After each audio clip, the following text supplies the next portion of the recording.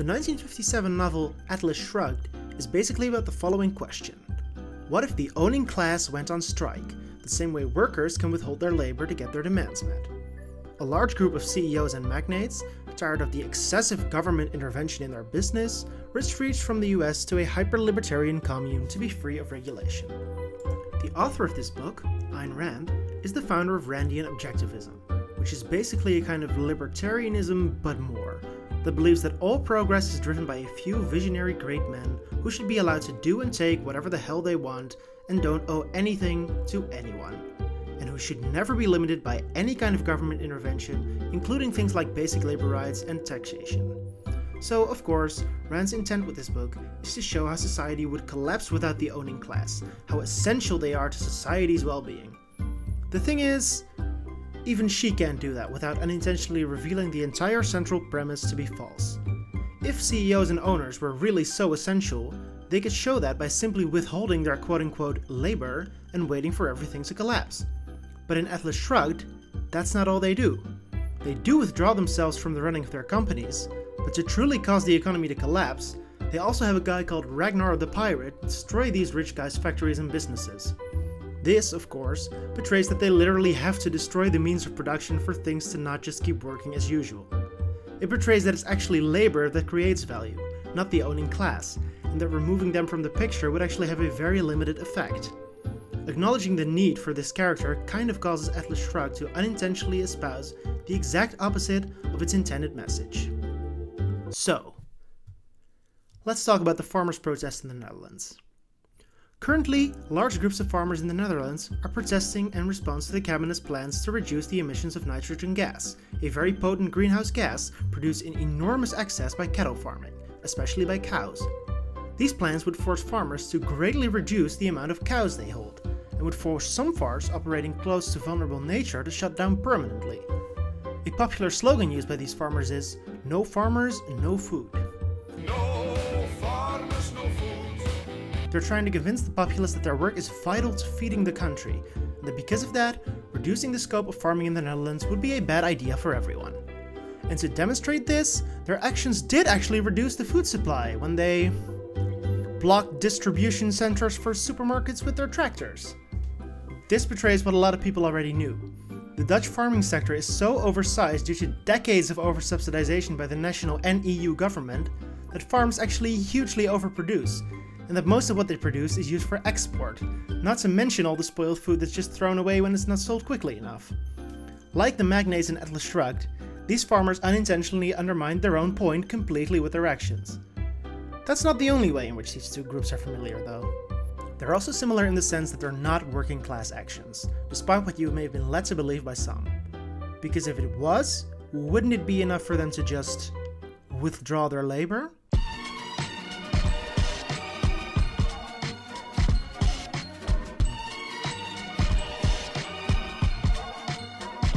Okay, to understand why the Dutch farmers' protests and the solidarity protests happening in other parts of the world are not working class protests, we first need to define what it actually means to be working class. The term working class, whether you like to acknowledge it or not, is a Marxist term, and one that actually has a definition. Under the economical relations under capitalism, there's two principal classes in society: the working class, or proletariat, and the owning class, or bourgeoisie. The working class consists of those who have to sell their labor to be able to live and eat, and the bourgeoisie consists of those who don't, because they own the means of production. That is to say, they own the things that the working class needs to be able to perform their labor, like tools, buildings, land, money, etc. Because they own these things that the working class needs for their productive labor, they can coerce the working class into giving away some, or usually most, of the value of their labor to them. This way, they can profit off the productive labor of those who actually produce value, without really lifting a finger themselves. While anyone in society can be identified as belonging to one of these two classes, there is of course some gray area to be found. The so often invoked and quickly shrinking middle class isn't actually a class unto itself, but it can be a useful concept. The middle class consists of very highly paid workers, usually those whose jobs it is to represent the interests of a company's owners against those of its workers, like managerial types, and of people who do own a business with employees whose labor is exploited, but it's only a small business that doesn't have huge profit margins, and they probably have to work in their own business as well. While the people in the middle class are all either working class or bourgeois, their personal interests do not always neatly align with the class they belong to. Now that we've got that basic class analysis out of the way, let's get back to the farmers. It's probably starting to become clearer why these people are not actually working class. These farmers, in their own words, are driven by not wanting to lose their company. They're business owners who very often own all of the means of their production and often exploit the labor of people working for them. And yes, some of those employees are at the protest as well, we'll get to them later. At best, these farmers, as in those that own their farms, are petty bourgeois, part of the middle class. And some of them genuinely are, as profits do fluctuate heavily within the sector. The average Dutch farmer, however, is comfortably upper class with no asterisks. Yes, they probably do work very hard within their own company, but their companies are worth 1.8 million euros on average, and the average farmer personally owns 1.2 million. True, to actually cash in that money they would have to sell their buildings, tools and land, but they could, whereas a working class person does not have $1 million business to sell when they lose their job. If you genuinely consider yourself to be pro-working class and against exploitative big business, then you shouldn't be going to bat for these capitalists. Some Maupinist Nazbol types, i.e. mostly right-wing nationalist types dressing up their politics in fake leftism, have venerated the farmers' protests as a working-class uprising, often contrasting them with people like Starbucks baristas who are generally considered working class. Arguments like that only really make sense when you consider working class to be nothing but an aesthetic of gruff, sweaty men performing back-breaking physical labor, and break down immediately as soon as you actually attempt to apply a coherent definition of working class. Some Dutch farmers have even gone on Fox News, spouting shallow culture war talking points like forced veganism and standing up against the globalist agenda. Also, I do want to set that working at Starbucks is by all accounts shitty and very exploitative work, and that it makes no sense to exclude them from being working class. Also, let's not gloss over the fact how absolutely necessary it is to reduce animal farming if we want to stand a chance of keeping this planet livable. Any sensible climate policy that has any chance of sparing us from the increasingly likely climate apocalypse, and I'm very explicitly not saying that the current climate policy reaches that very low bar, would include a severe reduction in the scale of animal farming. In the Netherlands, the agrarian sector is responsible for 26.5% of CO2, 45% of nitrogen gas, and 75% of methane gas emissions. Measures like these are, in a very real sense, inevitable, and delaying them will only harm us more in the long run. Farmers are right to complain about other polluting sectors not being tackled, more on that later, but that doesn't change the necessity of reducing animal farming. It just means we should be doing a lot more on top of it. Also, I don't want it left unsaid that factory farming is a moral atrocity.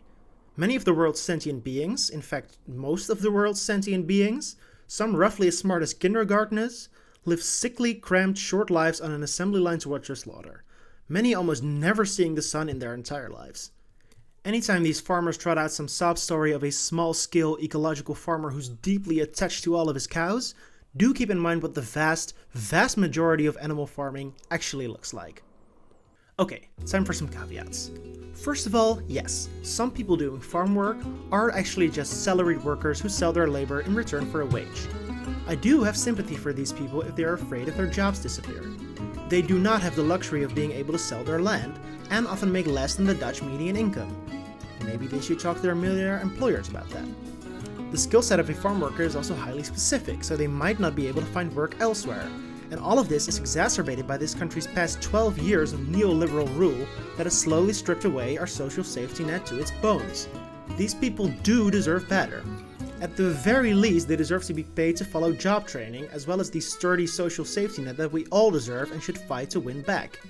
As unfortunate as it is, however, these people's jobs are an inevitable casualty of something that needs to happen in the short term. Another caveat that I briefly alluded to earlier is that the farmers are right about other hugely polluting industries not being treated by the same standards by the Dutch government. The most obvious one is probably the aviation sector, which is only encouraged to expand and effectively subsidized for 2 billion euros a year. Not only is the aviation sector excluded from the Paris Climate Accords, but plane tickets and plane fuel are actually exempt from sales tax, whereas, say, a train ticket is not. This absolutely needs to end if we want to get anywhere. The agrarian sector alone is not going to cut it. The last caveat is this. Police have undoubtedly used excessive force against these farmers' protests. While the violence used against these farmers is, surprise surprise, obviously not nearly as bad as the violence often used against peaceful leftist protesters and people of color, even though these farmers have been considerably more violent, at one point literally driving their tractor through the door of a local government building, it is still often more than bad enough. There is never any good reason to say, shoot a tractor as it is driving away, risking the life of the unarmed person inside. Police violence should not be excused, no matter who it's used against, defund the police, yada yada, read this book. Hi there. Thanks for watching this video all the way to the end. I know it's a little bit of a departure from what I usually do, so I appreciate you sticking with me. If you agree with this video, it always helps to comment, share, like, etc. You know how this stuff works. Goodbye.